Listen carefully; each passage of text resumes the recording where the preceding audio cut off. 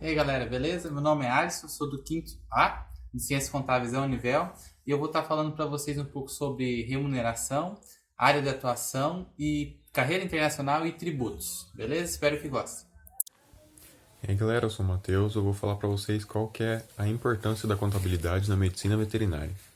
Meu nome é Pedro e eu vou comentar sobre os principais riscos que afetam a continuidade de uma empresa.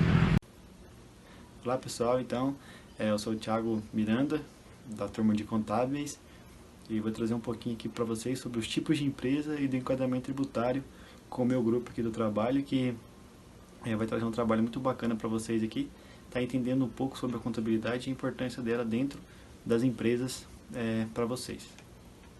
Fala galera, eu sou o Thiago e eu sou o Pedrão, tudo bem? Brincadeiras à parte, mas eu me chamo Thiago Pedrão, sou aluno do quinto semestre de contabilidade. Deixa eu tirar esses cachorros daqui, senão eles vão cair, né? Eu sou aluno do quinto semestre de contabilidade.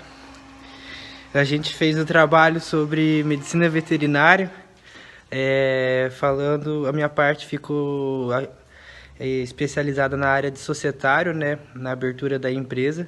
Se vocês tiverem qualquer dúvida, podem estar me mandando mensagem, me ligando, sei lá, qualquer meio de comunicação que eu vou estar aí pronto e claro para esclarecer a vocês. Muito obrigado. Tenham um ótimo vídeo.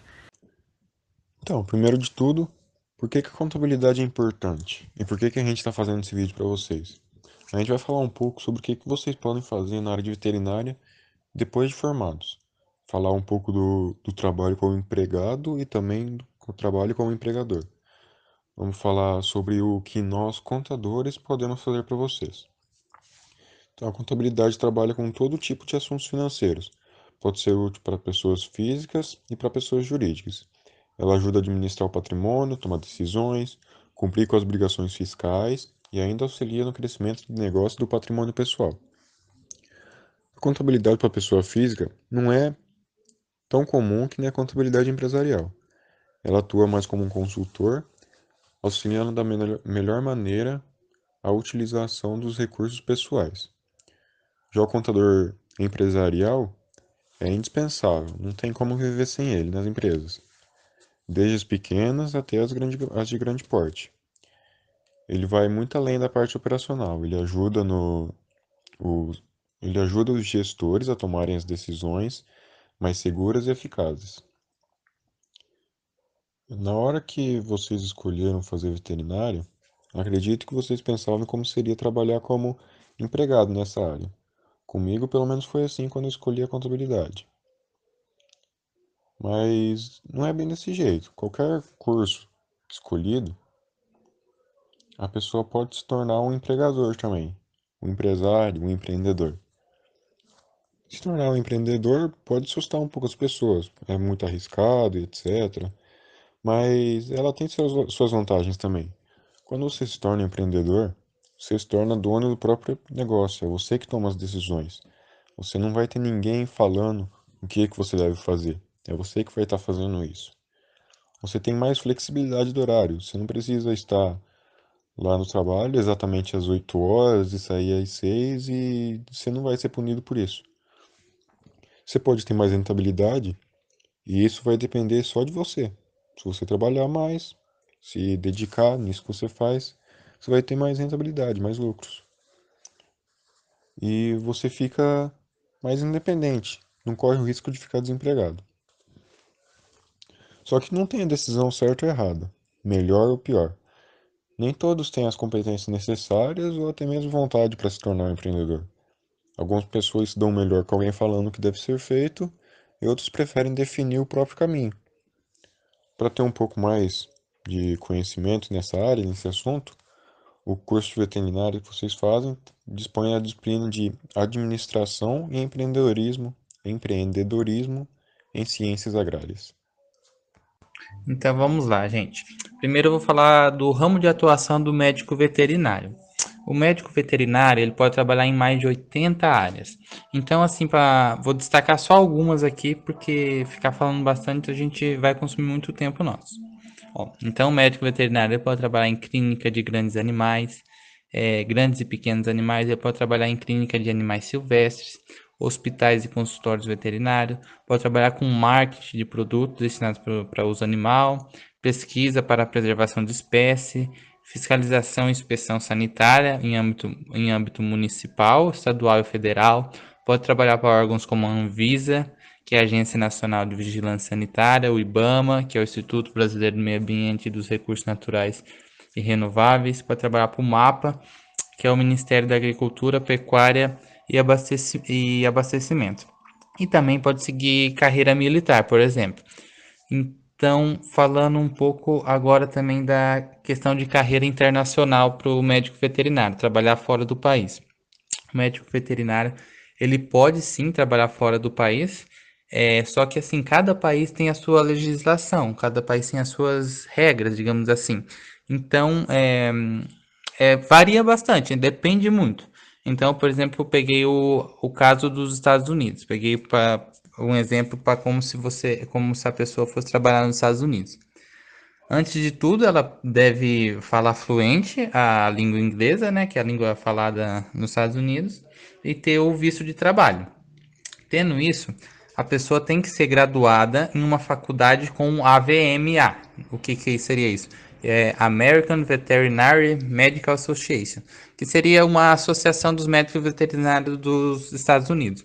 Vamos supor que você se formou em uma faculdade que não tem esse AVMA. Você pode ainda trabalhar nos Estados Unidos, porém, você vai ter que fazer um curso de programa de certificação de equivalência educacional, que seria, digamos assim, umas provas para ver se você realmente é capaz de exercer a sua profissão nos Estados Unidos. Mas que nem eu falei no começo, daí, por exemplo, se você for para outro país, eles já podem requerer outras coisas, então varia muito de cada país. Eu peguei os Estados Unidos para usar como exemplo. Então, falando agora também em remuneração. A remuneração do médico veterinário é um pouco complicado de falar sobre a remuneração. Por quê? Porque, que nem eu falei no começo, o médico veterinário pode trabalhar em cerca de 80 áreas diferentes. Então, tipo, varia bastante mesmo. Então, eu dividi em 3 setores para ficar mais fácil para vosso entendimento. Primeiro setor, eu coloquei o setor militar. Setor militar, um oficial médico veterinário, ele começa ganhando cerca de 7.200, 7.300, mais ou menos, como segundo tenente. Após a promoção para primeiro tenente, ele pode ganhar quase 8.000 reais. Seria esse o salário da carreira militar para a pessoa formada em medicina veterinária. Daí agora falando um pouco do setor público. O setor público, ele também tem uma variação muito grande. Porque, vamos supor assim, as prefeituras, por exemplo, lançam editais, né, para as vagas dos médicos veterinários, mas também há questões que, como eu posso dizer, prefeituras lançam tipo salários não justos, digamos assim, para a profissão do médico veterinário. Se a gente for seguir a lei 4.950, lá de 1966, que é a lei que fala quanto o médico veterinário deve ganhar no mínimo. O médico veterinário, se trabalhar 30 horas semanais, segundo a lei, ele devia ganhar pelo menos 6.000 reais. Trabalhar 35,7, 40 horas, 8.000 reais. Porém, não é bem assim que acontece, né? Mas voltando aqui para essa parte do setor público. Então, normalmente, os editais, saem muitos editais para inspeção e vigilância para o médico veterinário, né? E daí varia bastante, né? Tem a inspeção daí, questão municipal, estadual e federal, né? A federal pode chegar a ganhar até 15.000 reais. E daí tem a questão também da polícia científica. A polícia científica ganha cerca de 9.000 reais. E também tem a polícia federal. A polícia federal ganha cerca de 22.000. Teve reajuste, se eu não me engano, ano passado. Está ganhando cerca de 23,5, mais ou menos. Então, o setor público tem essa variação bem alta de editais para prefeituras que pagam tipo salários fora da realidade, muito baixos, né? E daí tem concurso como a Polícia Federal pagando 23, quase 24.000 reais. Então tem essa variação muito grande. Agora passando ali para o setor privado. O setor privado é ainda mais complicado que o setor público, né? Porque o setor público tem os editais e os concursos públicos. Agora o setor privado, a variação chega a ser um pouco maior. O que varia para você ganhar um salário um pouco maior, um pouco menor também. A questão também de quanto tempo você já está no mercado, as tuas pós-graduações, mestrado, tudo isso influencia o teu salário também. Por exemplo, uma pessoa recém-formada não vai ganhar o tanto que uma pessoa, por exemplo, que tem uma pós-graduação e já está 8, 9 anos no mercado. Tem essa questão também. E também tem a questão dos estados. Por exemplo, São Paulo costuma pagar um salário melhor do que, por exemplo, o pessoal do Nordeste, por exemplo. Daí tem essas questões também. E daí também tem a questão de cerca de 80 áreas de atuação do médico veterinário. Então, tipo, tem áreas que pagam um pouquinho mais, áreas que pagam um pouquinho menos. Daí isso também entra digamos assim, no cálculo.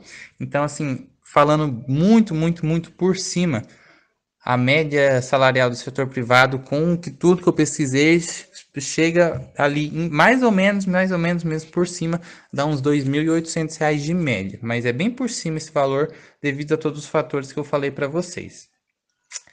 Agora vamos passar para os tributos, né, os descontos da remuneração. Sobre a remuneração, vai incidir o INSS, o FGTS e o imposto de renda. Mas vamos falar primeiro do INSS. O INSS. O INSS, a tradução seria Instituto Nacional de Seguro Social. O INSS ele é responsável pela nossa aposentadoria, então é descontado no nosso salário, né? E daí isso aí serve para lá na frente a gente se aposentar, pelo menos teoricamente, né? Então o INSS ele é dividido em 4 taxas, que vai de 7,5%, 9%, 12% e 14%, já com a tabela atualizada de 2020.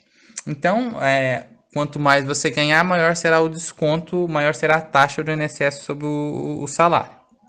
Agora, passando para o FGTS. O FGTS é o Fundo de Garantia de Tempo de Serviço. Ele tem por finalidade proteger o tempo de serviço do empregado, para ele ser protegido de dispensas, né, demissões sem justa causa. E ele também serve para fomentar programas sociais como Minha Casa Minha Vida. O FGTS ele não é descontado da folha, quem paga o FGTS é o empregador. E agora o imposto de renda. O imposto de renda são para pessoas que têm rendimento anual acima dos R$ 28.560. Ou seja, se você anualmente ganha menos que isso, não vai incidir imposto de renda sobre você. Beleza, eu ganho mais que isso. Daí o que acontece? Daí também tem as taxas de desconto do imposto de renda, né? Então vai de 7,5%, 15%, 22,5% e 27,5%. Mesma coisa, quanto mais você ganha anualmente, maior vai ser a taxa que vai incidir sobre o seu imposto de renda.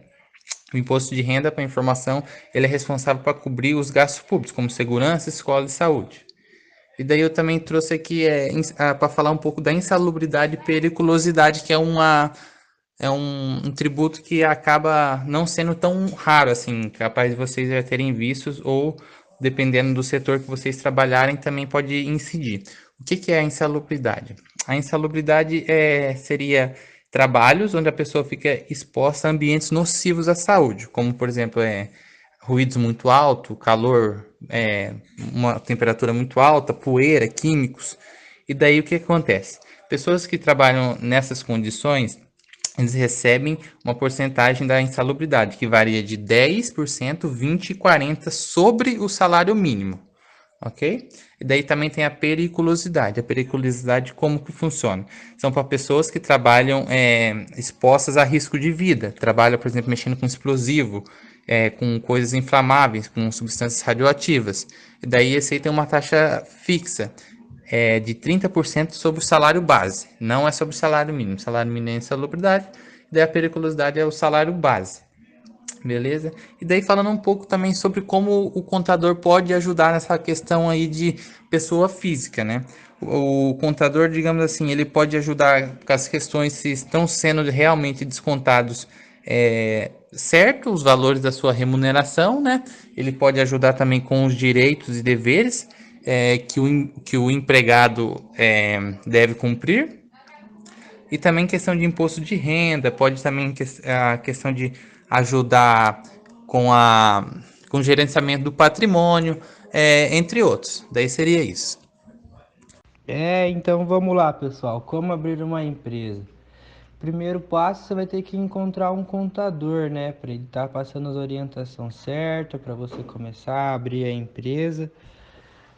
Tudo começa pelo contador, daí depois você vai para fazer a elaboração do contrato social, que seria onde você vai estar discriminando certas funções para cada sócio, os limites do sócio, quais são as funções do sócio dentro da empresa, o que ele pode estar alterando, quem que é o sócio administrador, as cotas da empresa também está relacionada a isso, tanto que cada um investiu, qual capital foi investido por cada sócio. Depois você vai fazer o registro na junta comercial ou no cartório de pessoas jurídicas. Certo? Um exemplo. Pô, Thiago, eu quero fazer a abertura de uma ONG. Eu quero abrir uma ONG. A ONG eu vou fazer o mesmo processo de abertura de uma empresa normal no caso tem um fim lucrativo? Não. A ONG você vai fazer o registro dela numa empresa num cartório de pessoas jurídicas. Seria empresas e tipo, o foco dela não seria como fins lucrativos, seria mais ou menos uma instituição para ajudar a sociedade. Ela seria uma sociedade simples, no caso, que eu vou estar explicando mais brevemente. Daí o quarto passo para você estar abrindo uma empresa é você estar solicitando um alvará na prefeitura. Lá na prefeitura eles vão pedir inscrição municipal do estabelecimento onde você vai estar abrindo, ver se os IPTU desse estabelecimento estão todos em dia. Vai tirar uma certidão negativa do estabelecimento, ver se ela não tem nenhum débito pendente com a prefeitura. E depois você vai estar solicitando a inscrição municipal, que é através da inscrição municipal que você vai conseguir estar fazendo a venda de mercadorias pelo ICMS. A partir dela você recebe sua inscrição de ICMS, Imposto de Circulação de Mercadorias e Serviços. E daí depois você vai partir para a parte de licença do CRVM e a inscrição municipal. Todas elas são muito importantes para estar em emissão de nota e tudo mais. Então, como eu tinha havido falado antes também, da sociedade simples, seria aquela sociedade, no caso, quando você não está buscando fim lucrativo, seria apenas a abertura de uma empresa para ajuda comunitária, sem fins lucrativos, como ONG, empresas que ajudam aí a sociedade em si, né, que não tem como fins obter lucro. Daí tem a sociedade em nome coletivo, que seria aquela sociedade que na elaboração do contrato social limita entre os sócios suas responsabilidades. Quais seriam as responsabilidades dos sócios dentro da empresa? Essa seria uma sociedade em nome coletivo. Por exemplo, todos os sócios respondem por suas obrigações financeiras e fiscais. Não é tanto limitado igual a sociedade limitada. Sociedade limitada, você vai estar limitando as funções dos sócios dentro da sociedade. Não tem responsabilidades iguais. E tem a sociedade anônima, que no caso seria aquela sociedade de mercado aberto, onde aquelas empresas que você ouve falar de bolsa de valores, Bovespa e tudo mais. Essas empresas são abertas à negociação, você precisa ser acionista. Mas existe duas, existe a de capital aberto e a de capital fechado. A de capital aberto é quando o seu valor pode ser negociado na bolsa de valores, e a de capital fechado, seguindo a lógica inversa, não permite a negociação na bolsa de valores, seria apenas você escolhe os investidores que vai investir dentro da sua empresa, que no caso poderia ser os sócios. Vamos falar agora também um pouco dos portes da empresa, né? Os portes da empresa, podemos definir ela em MEI, microempreendedor individual, que seria aquela empresa que tem 81 mil de lucro só anual. Você só pode ter 81 mil de lucro bruto anual. Você só pode ter um funcionário e não pode ser seu cônjuge. E você paga um valor mínimo de R$ 60,38 por mês. É um valor significativo de INSS, que é a base dele, o salário mínimo anual. Conforme o salário mínimo aumenta, essa porcentagem, essa taxazinha aí anual, ela aumenta junto. Depois tem uma ME, que é o microempresário, microempresa, né? que essas daí são as empresas que podem ter até 20 funcionários e um faturamento anual de 360 mil. Temos a EPP também, que tem um faturamento anual de 4,8 milhões e pode ter até 100 funcionários.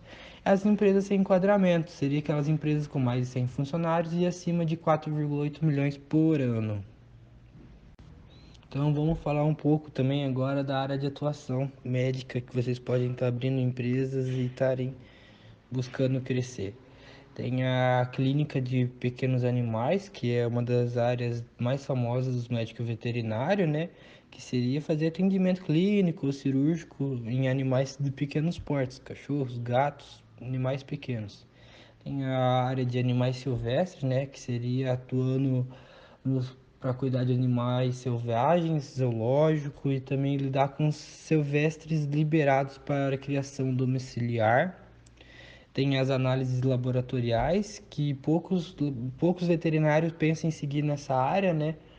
Porque tem um déficit muito grande de mercado e seria um investimento alto nessa área, né?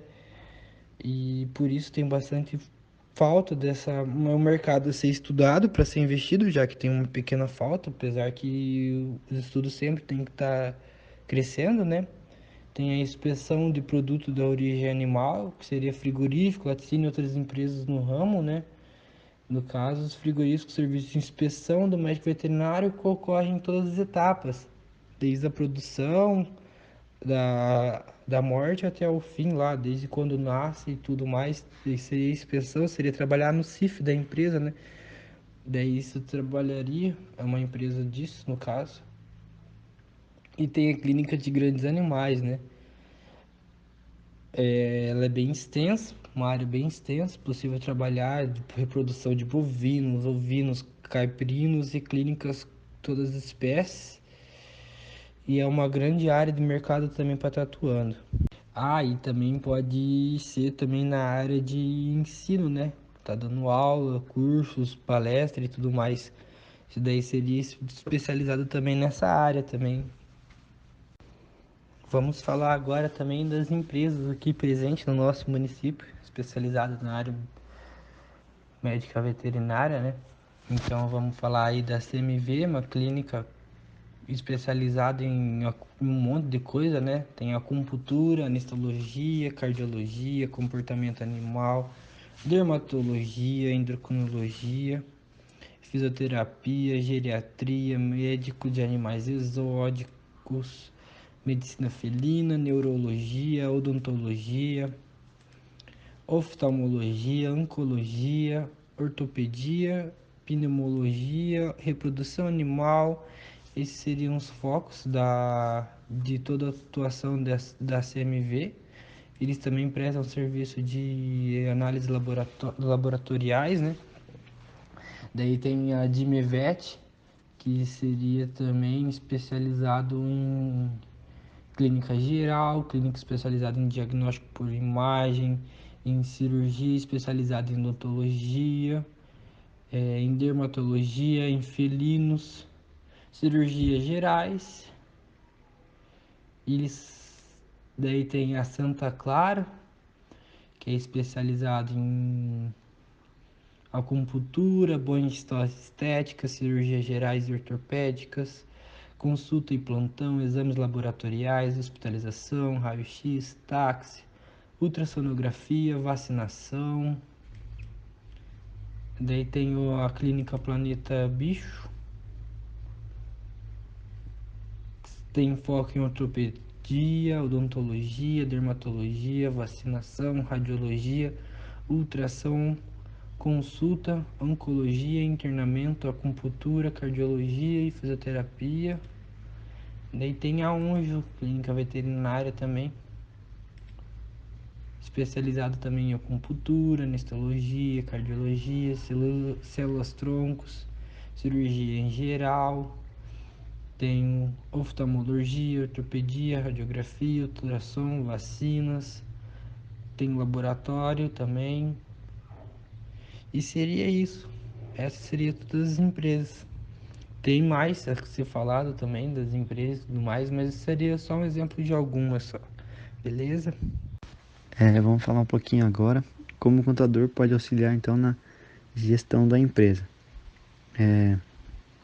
Tendo em vista que o contador é uma peça fundamental dentro da organização, ele auxilia nas tomadas de decisões, né? Filtra os dados financeiros, econômicos para chegar a uma análise mais detalhada e precisa de todos os dados fornecidos. E assim ele consegue criar algum tipo de estratégia para a obtenção de vantagem competitiva e se dando melhor no mercado e crescendo cada vez mais. Se resume então em poucas palavras, a contabilidade dentro da empresa, ela seria mesmo o coração, a cabeça, o que comanda tudo dentro da empresa, seria a contabilidade. Vamos falar um pouquinho agora sobre os tipos de empresa, no caso para quem gostaria mais de empreender mesmo no setor da medicina veterinária. Definir o tipo da sua empresa é muito importante por causa das questões de impostos, aperto de benefícios e de multas que isso pode trazer para você se no caso você escolher o enquadramento errado. E o porte da sua empresa então ele pode ser definido pelo faturamento anual, o número de funcionários e as atividades desempenhadas. E esses dados podem ser alterados muitas vezes com o passar do tempo por causa da expansão do negócio, do aumento do lucro, do aumento do quadro de funcionários, do aumento de produtividade e entre outras coisas que podem vir a acontecer.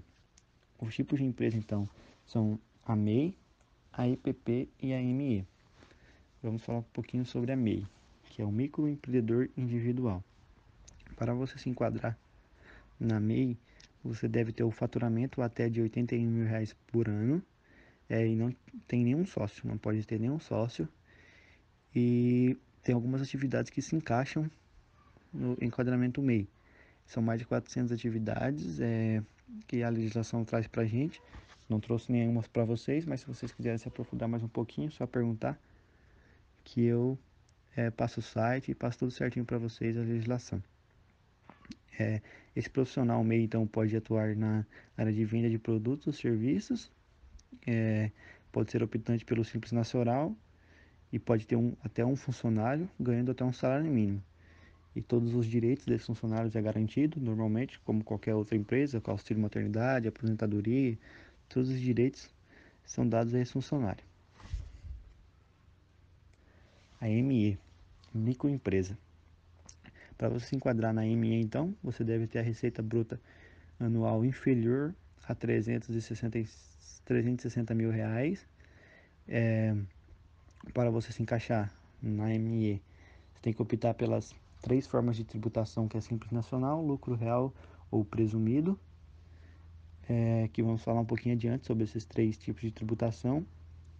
E você tem que realizar o registro na junta comercial, que o Pedro já falou um pouquinho antes sobre o registro das empresas.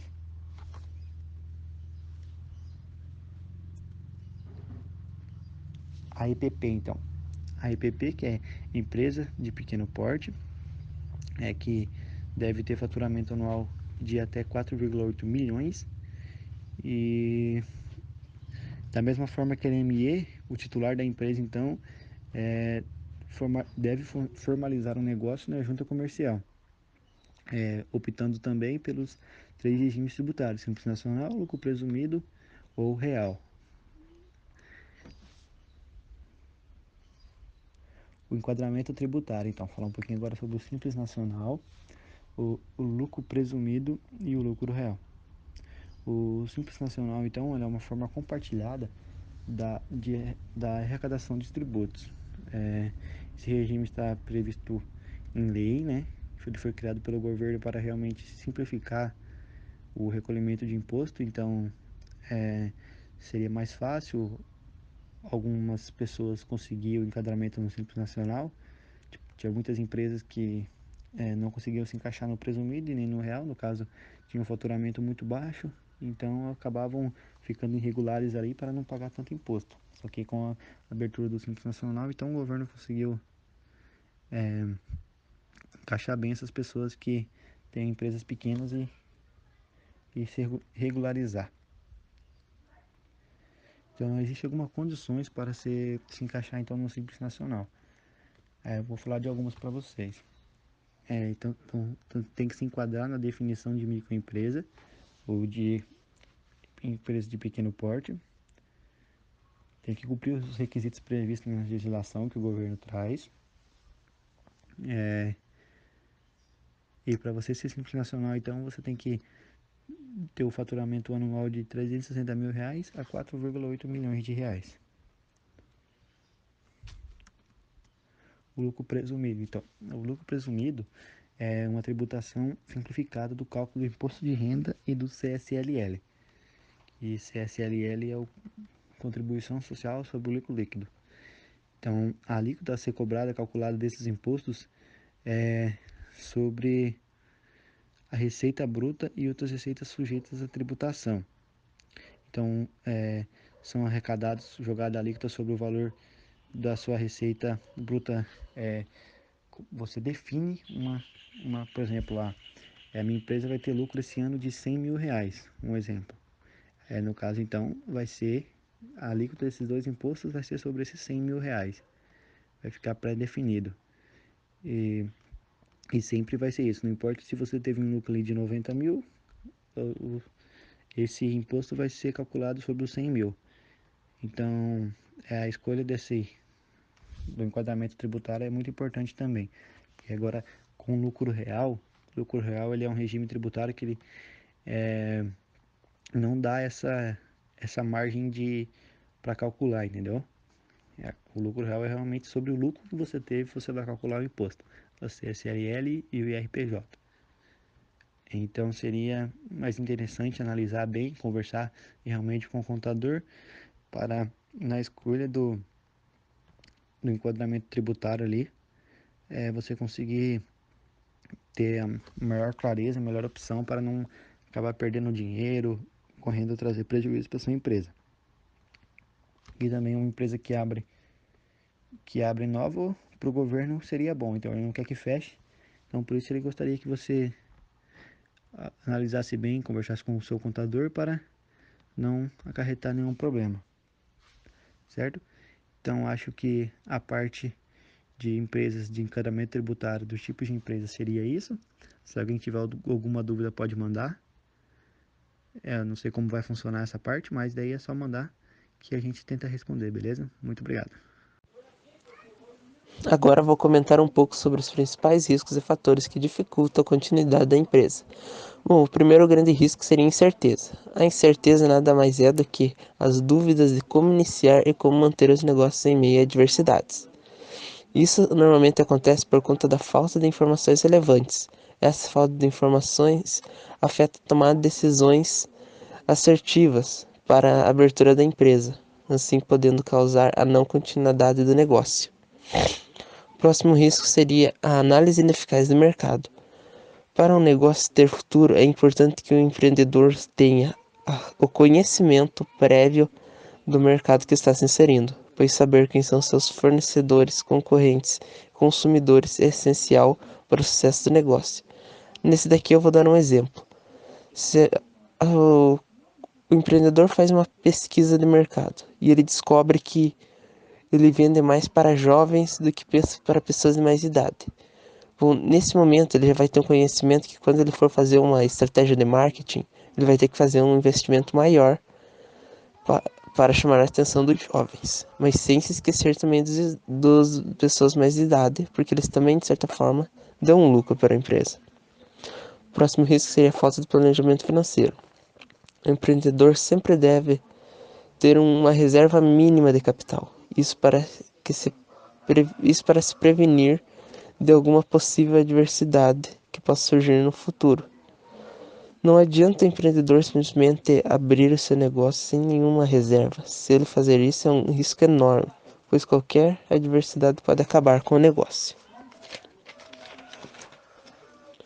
O próximo risco seria a falta de confiança e alinhamento entre os funcionários e gestores. Todos sabem que os funcionários são essencial para o bom funcionamento da organização. E também sabemos que a falta de confiança e alinhamento nos colegas de trabalho afeta o resultado da empresa, pois tudo acaba sendo feito com má vontade, assim gerando um serviço de baixa qualidade. Para resolver esse problema, o gestor deverá agir com imparcialidade e empatia, e também sempre é bom oferecer incentivos para manter os colaboradores motivados e cumprir as metas. O próximo risco é a deficiência no planejamento organizacional. O planejamento organizacional é essencial para determinar as metas e objetivos da empresa. Então, uma deficiência com esse planejamento gera um grande risco à estabilidade e crescimento do empreendimento. O último risco, e também muito importante, seria a falta de conhecimento tributário. O empreendedor, deve sempre entender um mínimo sobre os seus tributos, ou seja, os tributos a serem pagos pela empresa. Ele deve pedir para o seu contador que esclareça sobre tais tributos, ou seja, por que ele está pagando por eles, quais são eles e por que ele está pagando por eles. O empreendedor deve saber que ele sempre deve registrar funcionários quando ele contrata. Vou dar um exemplo. Ele não pergunta, o contador não avisa, ele vai lá e contrata um funcionário sem registrar, um funcionário frio. E daí, depois de um tempinho, ele pega e demite esse funcionário, o funcionário fica irritado e vai lá e processa ele porque ele não registrou ele. Daí, para uma empresa que está começando, o processo trabalhista é mais do que necessário para acabar com a empresa. Agora eu vou dar algumas dicas para o sucesso da sua empresa no futuro. A primeira dica seria: faça cursos de gestão empresarial. É nesses cursos de gestão empresarial que você irá aprender a fazer um bom planejamento financeiro, organizacional e estratégico para a sua empresa. E também irá aprender a fazer uma boa análise de mercado. Próxima dica seria investir em especializações constantes. Bom, é um fato que a especialização constante é um dos principais segredos para o sucesso de um negócio e também para o negócio evoluir. Bom, essa especialização pode ser feita tanto em uma área mais voltada à veterinária, uma área clínica, quanto em uma área voltada mais para a administração, que é uma espécie de evolução do mesmo jeito. Por exemplo, uma especialização na área da administração. Estou com dificuldade de organizar minha agenda e faço um curso de gestão de tempo.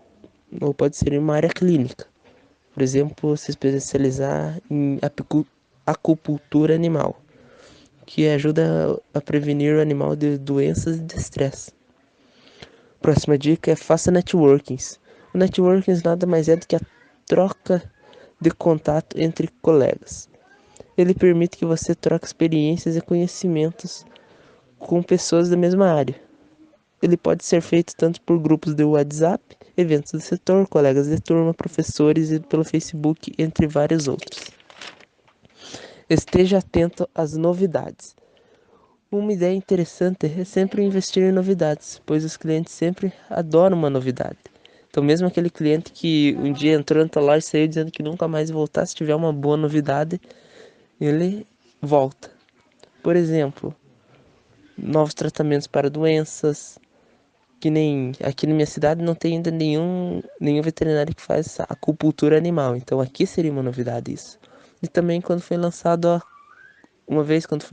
a coleira contra pulgas, foi uma grande novidade. Próxima dica é: fique atento ao feedback dos clientes, pois eles sempre trazem dicas e informações valiosas que vão ajudar na tomada de decisões da empresa. Como por exemplo, ele pode dizer: esse produto está bem mais barato no teu adversário lá, também no teu concorrente. Também pode pegar e dizer: esse teu funcionário aqui não me atendeu direito, me tratou mal. Já pode chamar a atenção do teu funcionário quanto a isso e perguntar o porquê que ele não está tão motivado. Próxima dica é: tenha bons colaboradores. Bom, é sempre bom encontrar colaboradores bem treinados, motivados e que sempre atendam bem seu cliente. Também eles têm que sempre estar de acordo com a cultura da empresa. Também, como já foi dito, é sempre bom oferecer bonificações para manter os colaboradores motivados. A próxima dica é: cuide da aparência de sua clínica ou empresa. Tanto os colaboradores quanto o espaço físico da clínica devem sempre estar apresentados ao cliente de forma impecável, para que ele tenha uma boa impressão e volte novamente. E sempre é bom lembrar que a aparência importa e muito. A última dica é: tenha um bom plano de marketing. Bom, se você está começando e não tem dinheiro para contratar uma empresa já que seja especialista em fazer plano de marketing, tudo bem, você pode pegar e investir no mundo digital, como sites e redes sociais, que também é muito eficaz.